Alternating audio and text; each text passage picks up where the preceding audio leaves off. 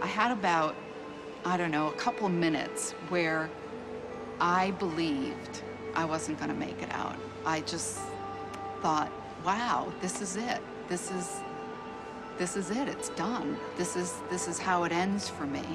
I was actually on phone, conversation, and only about 200 yards away from the point of impact when the towers were struck. Incredible amounts of dirt and dust and paper and ash. Actually, three thoughts went through my mind. The first one was I kind of did a quick calculation of my life insurance and thought, okay, you know, family's going to be okay. And then I thought, I'm all right with the universe. You know, I'm okay with God. And then my third thought was, I really love my family, and I'm getting out of here. And that unleashed a whole set of circumstances which fortunately brought me to St. Paul's Chapel.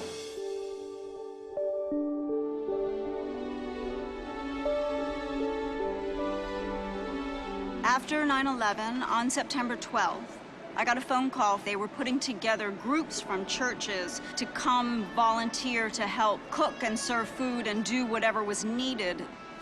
The second part of my story is that I work down here. I work in Lower Manhattan. I've worked down here since 1980. Within a couple weeks, I had to come back to work, and I was afraid to come back down here. At that time, there was a pall over New York City. There was the death that had occurred both in terms of the real dead, but also the feeling of defeat in some respects. I mean, we were facing death in the face at that time, and giving became the antithesis to what had been taken away from us. We were hauling buckets of water, Red Bull, Snickers up a burning pile, so there had to be rules about what you could wear, how you did that, how long you could do it for. And that phenomenon, that urge, created for me the need to come here and be part of the volunteer effort to deal with the extraordinary problem that people were experiencing only a few yards from here in the pit, on the pile. We had over 10,000 volunteers. At best guess, we think 14,000, but it's hard to put a number on it. I started volunteering, and I would volunteer every Tuesday night. And even though I was volunteering and helping out, what happened to me was this became the way I got healed. There was a very, very perceptible moment where the trucks closed and were pulled off and everybody was dead quiet.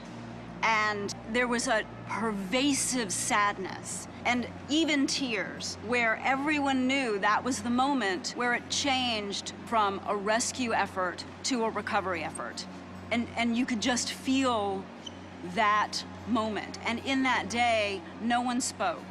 I would be here in the middle of the night, and the firefighters would be on the pews, and they would be sleeping, and I'd hear that sound of them snoring.